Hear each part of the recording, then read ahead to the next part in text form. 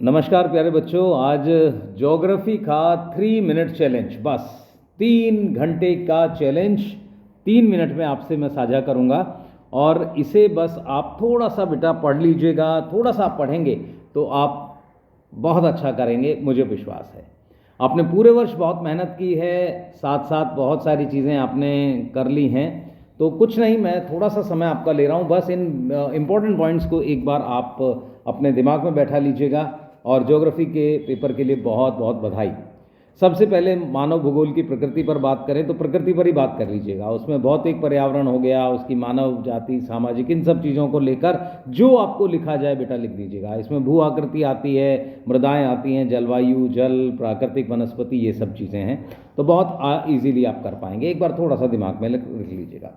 एक है मनुष्य का प्रकृतिकरण और प्रकृति का मानवीकरण, दो चीज़ें हैं। दोनों चीज़ों को हल्का हल्का पढ़ लेना, दो दो तीन तीन पॉइंट बस, कि मनुष्य का प्रकृतिकरण कैसे हो रहा है और प्रकृति का मानवीकरण कैसे हो रहा है। प्रकृति को मानव अपने हिसाब से बना रहा है और मानव के हिसाब प्रकृति के हिसाब से मानव अपने को कैसे। तो इस पर आप कर लेना।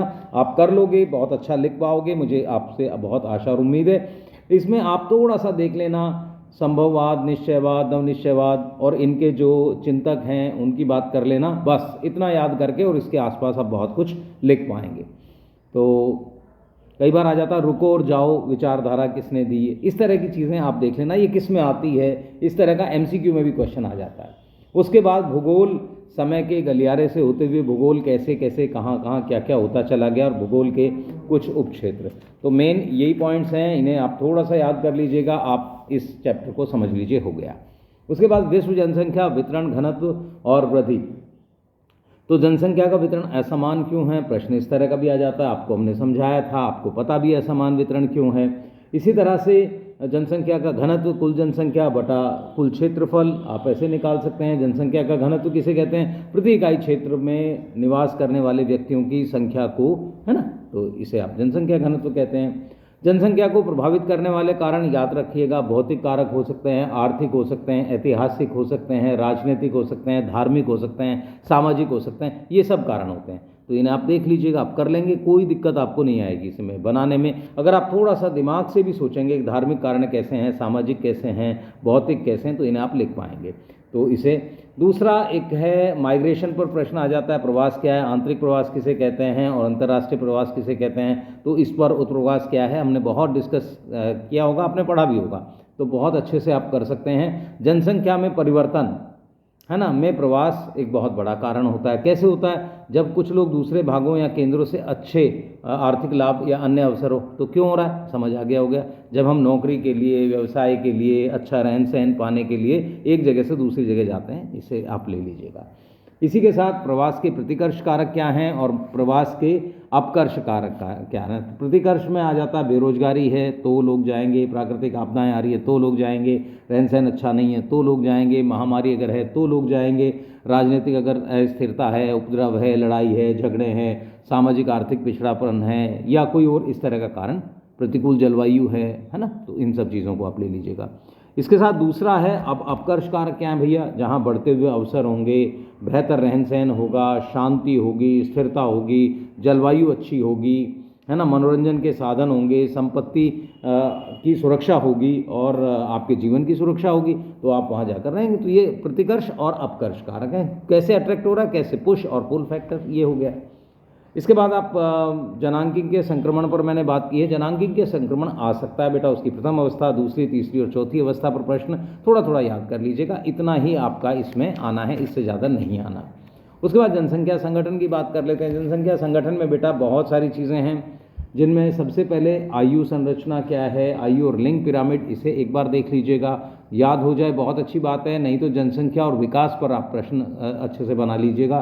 साक्षरता है, नगरीय जनसंख्या, इस तरह से आप एक बार देख लीजिएगा। उसके बाद मानव विकास, वृद्धि और विकास क्या है। फिर मानव विकास के चार स्तंभ आपको याद हो गए होंगे। समानता है, सतत पोषणीयता है, जागरूकता है, उत्पादकता है और सशक्तता है। तो ये आपको चार याद हो गए होंगे। मानव विकास का मापन कैसे होता है वो हमने आपको बताया था, 0 से 1 के मध्य के बीच जो हैं उन्हें आप देख लीजिएगा। अंतर्राष्ट्रीय तुलनाओं पर प्रश्न कभी कभी आ जाता है, सीमा आकार पर, तो इसे आप देख लीजिएगा। उच्च संकेतक मूल्य के देश और मध्यम और निम्न, उसमें भारत की अवस्था पूछ लेते हैं 1 नंबर के क्वेश्चन में, तो इसे देख लेना। कई बार पूछता है सबसे अच्छा उच्च संकेतक वाला देश कौन सा है, तो आपको पता है, आपको नॉर्वे लगाना है। उसके बाद सबसे जो भारत की स्थिति वो पूछ सकता है, तो इन्हें आप देख लीजिएगा। मानव विकास, जीवन प्रत्याशा, लाइफ एक्सपेक्टेंसी पर क्वेश्चन कभी कभी आ जाता है, तो इसे आप देख लेना बेटा। मानव विकास के स्तंभ क्या हैं वो आप समझ ही गए होंगे, तो इसे थोड़ा सा आप एक बार देख लीजिएगा। प्राथमिक क्रिया, आर्थिक क्रियाएं होती हैं बेसिकली, प्राथमिक हो गई, द्वितीयक, तृतीयक, चतुर्थक और पंचम, ठीक है ना। 5 तरह की क्रियाकलाप हैं। इनमें पहला आर्थिक में आखेट, संग्रहण, जितनी चीज़ें प्रकृति से मिलती हुई दिखाई दें प्राथमिक हैं। जितनी चीज़ों को आप प्रकृति से लेकर संस्करण करें, उन्हें प्रोसेसिंग कर लें और तब कुछ नया बना लें, द्वितीयक आ गई। विनिर्माण आता है इसमें, बेसिकली विनिर्माण के उद्योग आमतौर पर इसमें आते हैं, कच्चा माल लेकर प्रकृति से हम प्रोसेस कर लेते हैं। तृतीयक में आती हैं आमतौर पर सेवाओं वाला मामला आ जाता है, व्यापार, परिवहन, शिक्षा, ये सारी चीज़ें। चतुर्थक में उच्च बौद्धिक स्तर वाले काम आ गए, सूचना प्रौद्योगिकी और उच्च सूचना उत्पादन, ये सारा कार्य हो गया। और पंचम में आ जाती है नीति निर्धारक करने वाले तत्व, बहुत हायर लेवल पर, और जब policy maker, policy decision makers और पॉलिसी डिसाइडर्स, ये सब इसमें आते हैं। तो आखेट, पशुचारण, खनन प्राथमिक के एग्जाम्पल हो जाते हैं, ठीक है ना। तो इसे आप एक बार अच्छे से कर लीजिएगा। खनिजों का वर्गीकरण करने की बात आती है, धात्विक और अधात्विक 2 तरह के होते हैं, इन्हें आप देख लीजिएगा। खनिजों का वितरण हो गया। उसके बाद द्वितीयक क्रियाएं हैं बेटा। द्वितीयक क्रियाओं में आपको कुछ नहीं करना, सिर्फ ये बताना है जो मैंने आपको अभी अभी बताया है, किस किस तरह से प्रोसेसिंग होती है, कृषि के कैसे हैं, धातु के आधार पर कैसे हैं, सार्वजनिक क्षेत्र पर कैसे। इसमें एक प्रश्न आता है सार्वजनिक क्षेत्र के उद्योग, निजी उद्योग, और तीसरा बेटा आता है संयुक्त क्षेत्र के उद्योग। तो जो सार्वजनिक क्षेत्र में, सरकारी क्षेत्र में होते हैं, सरकारी होते हैं एक तरह से। निजी उद्योग जिनका स्वामित्व व्यक्तियों के पास होता है, और साझा कह लो, जॉइंट सेक्टर इंडस्ट्री कह लो, संयुक्त क्षेत्र के कह लो, जिनमें स्वामित्व व्यक्तियों, कंपनियां, सरकार मिलकर करती है, तो ये आपका साझा हो गया। तो इसे आप एक बार देख लेना, बहुत आसान है, कोई मुश्किल नहीं है।